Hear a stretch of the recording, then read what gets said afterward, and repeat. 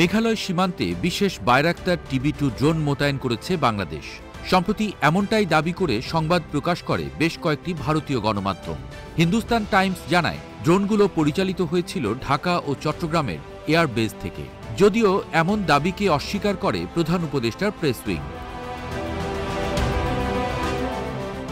ভারতের আগ্রাসন প্রতিরোধে বাংলাদেশের জন্য সম্ভাবনার নতুন দুয়ার খুলে দিয়েছে তুরস্ক। কারণ মিডিয়াম অল্টিটিউড লং এন্ডিউরেন্স ড্রোনটিতে ইলেকট্রনিক সাপোর্ট পড যুক্তের মাধ্যমে বিশ্ববাসীকে চমকে দিল দেশটির আরেক প্রতিষ্ঠান আসেলসান। মূলত এই পডের মাধ্যমে TB2 প্রতিপক্ষের রাডার ডিটেক্ট, আইডেন্টিফাই, এমনকি লোকেট করতে পারবে। Anti-2 US নামের পডটিকে ইলেকট্রনিক ওয়ারফেয়ার প্রযুক্তিতে বড় অগ্রগতি হিসেবে বিবেচনা করা হচ্ছে। কারণ এর অ্যাডভান্সড অ্যালগরিদমের মাধ্যমে প্রতিপক্ষের রাডার জ্যাম করাও সম্ভব। ফলে বিমান, মিসাইল কিংবা ড্রোন হামলার ক্ষেত্রে অকেজো হয়ে যাবে আকাশ প্রতিরক্ষা ব্যবস্থা। যুদ্ধক্ষেত্রে নিজের সক্ষমতার প্রমাণ রাখার মাধ্যমে বিশ্বের অন্যতম শক্তিশালী ড্রোনে পরিণত হয়েছে বাইরাক্তার TB2। ইউক্রেন রাশিয়া কিংবা হামাস ইসরায়েল, বিশ্বের যে প্রান্তেই যুদ্ধ হোক না কেন, সামরিক বাহিনীর পছন্দের শীর্ষে থাকে অত্যাধুনিক এই ড্রোন।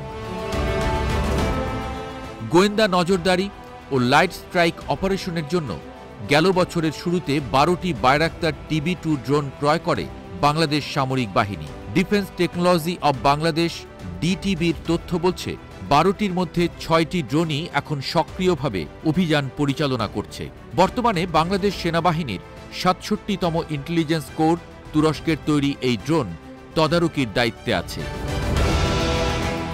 প্রতিবেশীদের দুর্বলতা কাজে লাগিয়ে শীঘ্রই শিলিগুড়ি করিডোরে পডযুক্ত বাইরাক্তার TB2 ড্রোন মোতায়েনের দাবি করছেন সামরিক বিশেষজ্ঞরা।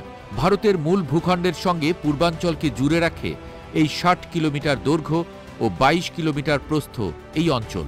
সরু এই ভূখণ্ডটি পরিচিত চিকেন নেক হিসেবে।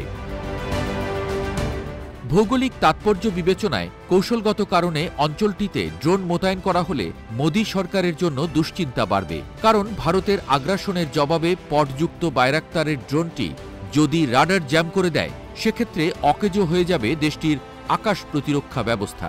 এ সময় মিসাইল বা যুদ্ধ বিমানের মাধ্যমে চিকেন নেকে হামলা হলে ভারত বিচ্ছিন্ন হবে দুই ভাগে। সম্প্রতি পাকিস্তানের কাছ থেকে Abdali short range ballistic missile ও চীনের কাছ থেকে JF-10C মাল্টিরোল যুদ্ধ বিমান কেনার আলোচনা করছে বাংলাদেশ। বাইরাক্তারের অগ্রগতির সঙ্গে ইসলামাবাদ ও বেইজিং থেকে সমরাস্ত্র কেনার পরিকল্পনা যুদ্ধক্ষেত্রে ঢাকাকে এক ধাপ এগিয়ে রাখবে, এমনটাই ধারণা বিশ্লেষকদের।